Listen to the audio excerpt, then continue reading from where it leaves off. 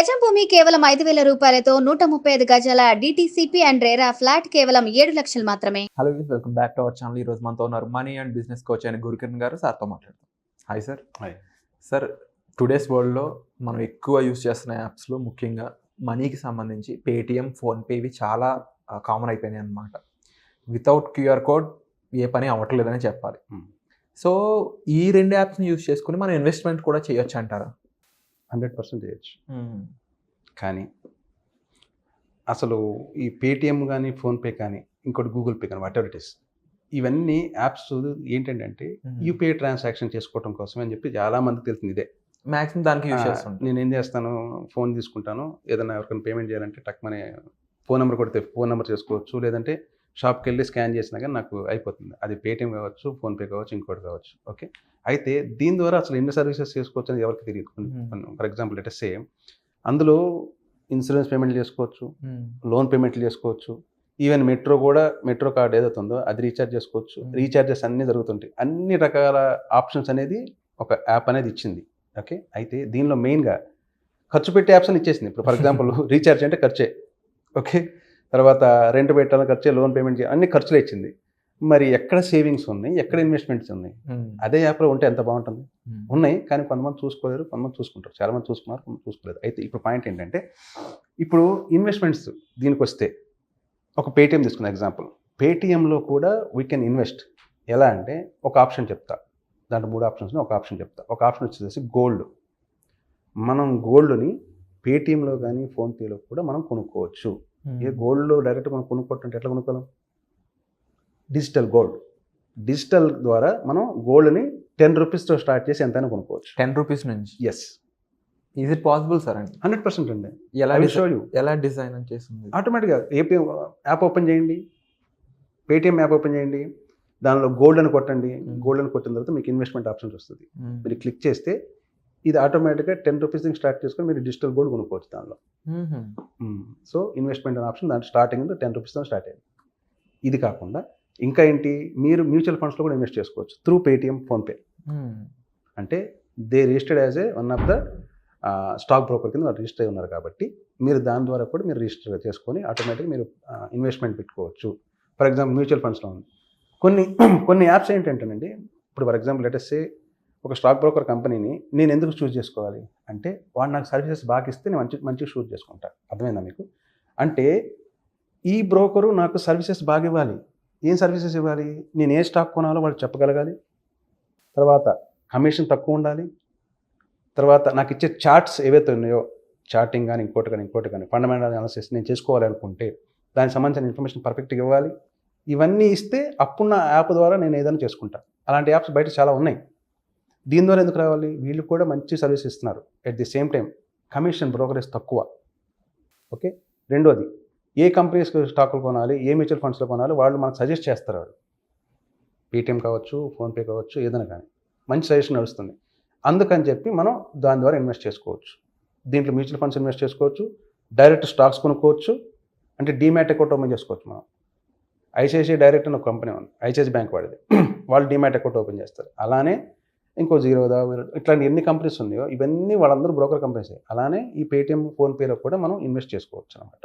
So mutual fund చేసుకోండి, stocks చేసుకోండి, gold చేసుకోండి, ఏమైనా చేసుకోండి. So we can do. And ఇంకా ఎలాంటి బెనిఫిట్స్ ఉన్నాయి సార్ ఈ ఫోన్పే, పేటిఎం నుంచి? అంటే ఇద్దరు బోత్ ఖర్చు పెట్టడంలో ఉండొచ్చు, మన అవసరాలకి ఇంకొంచెం సింప్లిఫై చేసిన ప్రాసెస్లు ఏమైనా ఉన్నాయా? సింపుల్ అండి, ఇదేనండి. ఇన్వెస్ట్మెంట్స్ చేసుకునే కాన్సెప్ట్ ఉంది, రీఛార్జ్ చేసుకున్నారు, ఇంకోటి ఇన్సూరెన్స్ ఉంది, తర్వాత మీకు bank to bank payment transfers ఉన్నాయి, ఇట్లా ఫోన్పేలు అన్నీ ఉన్నాయి, పేటిఎంలు అన్నీ ఉన్నాయి. We can do. అండ్ ఇందులో బ్రోకరేజింగ్ ఛార్జెస్ అనేవి ఏ విధంగా ఉంటాయి? ఇన్వెస్ట్మెంట్ ఈ బ్రోకరేజ్ కాన్సెప్ట్ వచ్చేసరికి ఒకప్పుడు బ్రోకరేజ్ అంటేనండి భయపడేవాళ్ళు. ఎలా అంటే పర్ లాట్కి 100 రూపీస్ తీసుకుని, అంటే కన్వెన్షనల్ వే, ట్రెడిషనల్ వే. ఇప్పుడు కొత్తగా వచ్చిన 20 రూపీస్ పర్ ట్రేడ్ అనే కాన్సెప్ట్ వచ్చింది ఇప్పుడు. అంతకుముందు అది లేదు. జీరోదా వచ్చిన తర్వాత మొత్తం మార్చేసింది అది యాక్చువల్గా. అంతకుముందు ఓన్లీ పర్ లాట్ సైజ్ ఎంత, మీరు ఎంత కొంటే 100 రూపీస్ అంటే ఇంకా ఎక్కువ కట్ అయిపోయేది. లాట్లో ఎన్ని షేర్స్ ఉంటే దానికి ప్రాఫిట్ ఏమో 100 రూపీస్ వస్తుంది, బ్రోకరేజ్ ఏమో 150 ఉంటుంది. ఒకప్పుడు జరిగేది ఇదే. ఒక రకంగా నష్టం. 100% నష్టమేనండి. దీంతో పాటు బ్రోకరేజ్తో పాటు మళ్ళీ మనకి ట్యాక్స్లు ఉన్నాయా, ఏవి సెక్యూరిటీ ట్రాన్సాక్షన్ ట్యాక్స్ అని చెప్పి, జిఎస్టీ అని చెప్పి, ఇవన్నీ సపరేట్ ట్యాక్స్లు గవర్నమెంట్ మళ్ళీ మనకు తీసుకుంటుంది. మొత్తం కలిపితే ఒక ఇన్వెస్టర్ రిటైర్ ఇన్వెస్టర్ ఎవరు ఉన్నాడో అతనికి లాసే. కానీ coming to this one, 20 rupees per trade ఏదైతే స్టార్ట్ అయిందో ఆ తర్వాత ఆటోమేటిక్గా బ్రోకరేజ్ ఫర్మ్స్ అన్ని కంపెనీస్ అన్నీ తగ్గుకుంటూ వచ్చినాయి. ఇది బ్రోకరేజ్ తగ్గించేసినాయి. అలానే ఈ పేటిఎం కానీ ఫోన్పే కానీ ఏవైతే ఉన్నాయో ఇవి ఇంకా తగ్గించినాయి నాకు తెలిసినంత వరకు. పర్ ట్రేడు వేరే కంపెనీస్ 20 రూపీస్ అని తీసుకుంటున్నాయి. కొన్ని కంపెనీస్ పర్ ట్రేడ్ 10 రూపీస్ అంటే టోటల్ 20 రూపీస్ మాత్రమే కలెక్ట్ చేస్తున్నాయి. అలాంటి వాటిలో ఇది కూడా ఉందనుకుంటున్నాను. సో బ్రోకరేజ్ తగ్గిపోయిందా, ప్లస్ సర్వీస్. ఆల్వేస్ మీ దగ్గర ఫోన్ ఉంటుంది అనుకోండి, ఓపెన్ చేసుకోవాలి, ఏదైనా పేమెంట్ చేయాలంటే పేమెంట్ చేయండి, లేదంటే ఇన్వెస్ట్మెంట్ అదే బ్యాంకు అయిపోయింది. ఇంకోటి పేటిఎం అయితే డైరెక్ట్గా వాడు బ్యాంక్ అకౌంట్ ఓపెన్ చేసుకోవచ్చు. అసలు పేటిఎం అంటే అర్థం చెప్పండి, ఎవరికైనా తెలుసా పేటిఎం అంటే అర్థం ఏంటో? చెప్పండి sir. Paytm, pay through mobile. Mobile ద్వారా పే చేసేదాన్ని పేటిఎం అని చెప్పి స్టార్ట్ చేశారు. అది ఫస్ట్ స్టార్ట్ అయింది అదే. ఇది చాలా మందికి అయితే తెలిసి ఉండదు, నాకైతే తెలియదు sir seriously. Yes. So pay through mobile. Okay, అలా స్టార్ట్ అయింది అది. ఫస్ట్ పేటిఎం స్టార్ట్ అయింది, కానీ పేటిఎం కొంచెం తర్వాత డల్ అయింది అనుకోండి, తర్వాత మళ్ళీ అది పైకి లేచింది. ఈ లోపు ఫోన్పే బాగా డెవలప్ అయిపోయింది. అండ్ అలాగే పేటిఎంలో తీసుకునే పోస్ట్ పెయిడ్ లోన్స్ ఏవైతే ఉన్నాయో అన్ని లోన్స్ కూడా ఇస్తారు వాళ్ళు. నథింగ్ బట్ బ్యాంక్ టైప్లో తయారైంది అది. నేను ఎట్లా చెప్పాలంటే మీ చేతిలో ప్రపంచాన్ని పెట్టింది అది. అది ఫోన్పే కానీ పేటిఎం కానీ. బ్యాంకింగ్ చేసుకోండి, సేవింగ్స్ చేసుకోండి, లోన్లు తీసుకోండి, లోన్లు కట్టండి, రీఛార్జ్లు చేసుకోండి, ఇన్వెస్ట్మెంట్లు చేసుకోండి, అన్నీ మీ చేతిలో పెట్టుకుంది. ఇన్ ఫ్యూచర్ ఇంకెంత వరకు వెళ్ళే ఛాన్స్ ఉందంటారు? ఏమో సార్, అది ఎట్లా అంటే ఇక మనం ఈవెన్ దో ఫ్లైట్ టికెట్స్ ఇక్కడే బుక్ చేసుకోండి అంటే చంద్రమండలం మీద టికెట్ కూడా మీరే బుక్ చేసుకొని చెప్తాడేమో. Chances are there. అండ్ అలాగే ముఖ్యంగా ఈ ఇన్ ఫ్యూచర్ ఏమైనా ట్యాక్స్ వీటి మీద కూడా ఏమైనా ఛార్జెస్ వేసే అవకాశం ఉంది. ఎందుకంటే ఇప్పుడు రీఛార్జ్ మీద అయితే ఛార్జెస్ అనేవి పడుతూ ఉన్నాయి. ఇన్వెస్ట్మెంట్ కాకుండా అదర్ థింగ్ మాట్లాడుతున్నాను నేను. పేటిఎంలో మీకు తెలిసిందే, మనం మొబైల్ రీఛార్జ్ చేసుకుంటే దాని మీద ఎంత అని చెప్పేసి ఛార్జెస్ అయితే పడుతూ ఉన్నాయి. రేపన్న రోజు ట్రాన్సాక్షన్స్ మీద కూడా ఇలా ఛార్జెస్ పడే అవకాశం ఉందా? అదేంటంటే sir total depends upon government policies అండి.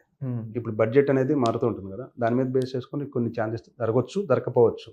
ఇంకోటి ఏంటంటే ఈ సర్వీస్ ఛార్జెస్ అనేది ఏ కంపెనీ అయినా కూడా, ఇప్పుడు నేను కానీ ఇంకో కంపెనీ ఉంది, ఆ కంపెనీ ఫ్రీ ఆఫ్ కాస్ట్గా ఏ కంపెనీ సర్వీస్ చేయదు కదా. So they are charging some charges, అంటే రూపాయి అటు కావచ్చు. అండ్ అలాగే మరొక కాన్సెప్ట్ ఏంటంటే మనం క్రెడిట్ కార్డ్ నుంచి మనీ తీసుకునే ఆప్షన్ కూడా ఉంది పేటిఎంలో విత్ ఛార్జెస్. కొంతమంది నథింగ్ బట్ లోన్ ఇస్తున్నారు వాళ్ళు మనకి. దీని ఈ విధంగా చూడొచ్చు అంటారు. అంటే చాలా మంది ఏమనుకుంటూ ఉంటారంటే ఈ కేవైసీ అవ్వని వాళ్ళు ఛార్జెస్ మాకు మాత్రమే పడుతున్నాయి అన్నట్టు అనుకుంటూ ఉంటారు. లేదండి, అది ఎట్లా ఉంటుందంటే కేవైసీ అయినా అవ్వకపోయినా కూడా ఒక్కసారి మీరు మీ first of all credit card అంటేనే అప్పు. నా దగ్గర డబ్బులు లేవు, అయినా నా దగ్గర క్రెడిట్ కార్డ్ నేను యూస్ చేయాలి. అటువంటప్పుడు త్రూ పేటిఎం ద్వారా నాకు క్యాష్ కావాలంటే కష్టం అండి. ఇంకోటి క్రెడిట్ కార్డు ద్వారా ఎలా అవుతుందంటే నేను వెళ్ళి స్వైప్ చేస్తే నాకు ఓన్లీ ఆ బ్యాంక్ మాత్రమే నాకు ఛార్జెస్ చేస్తుంది. కానీ ఇక్కడ ఏం జరుగుతుంది, నాకు క్యాష్ కావాలి, ఇప్పుడు ఎమర్జెన్సీ నాకు క్యాష్ కావాలి, క్రెడిట్ కార్డ్ ద్వారా క్యాష్ కావాలంటే క్రెడిట్ కార్డు వాడు డబ్బులు ఇవ్వడు. అప్పుడు వాడు ఏం చేస్తున్నాడంటే ఈ త్రూ పేటిఎం ద్వారా ఏం చేస్తున్నారు వీళ్ళు దానికి లింకప్ అయినప్పుడు some amount of charges, extra charges ఈ పేటిఎం కలెక్ట్ చేసి మనకి క్యాష్ ద్వారా మన అకౌంట్కి, పేటిఎం బ్యాంక్ అకౌంట్కి కానీ మన వాలెట్ కానీ వేస్తుంది అనమాట. So they will 100% they will charge, nobody will give free of cost. So అలా ఛార్జెస్ ఉన్నాయి, అది కేవైసీ అవని అవ్వకపోయాయండి. Wonderful sir. సో ఇప్పటివరకు మాకు తెలియని చాలా బెనిఫిట్స్, చాలా ఫీచర్స్ అనేవి మీరు ఇక్కడ రివీల్ చేశారు. సో హోప్ఫుల్లీ ఈ ఇన్ఫర్మేషన్ మీకు హెల్ప్ఫుల్గా అనిపించిందని అనుకుంటున్నాం. అండ్ ఇంకా ఫోన్పే అండ్ పేటిఎం, జీపే వీటి మీద మీకు ఇంకా ఏమైనా డౌట్స్ ఉన్నా, లేకపోతే వీటి నుంచి మీకు ఇంకా ఏమైనా విషయాలు తెలుసుకోవాలనుకున్నా కామెంట్ చేయండి. సో వచ్చే ఎపిసోడ్లో మళ్ళీ కలుద్దాం. And thank you so much sir. Thank you.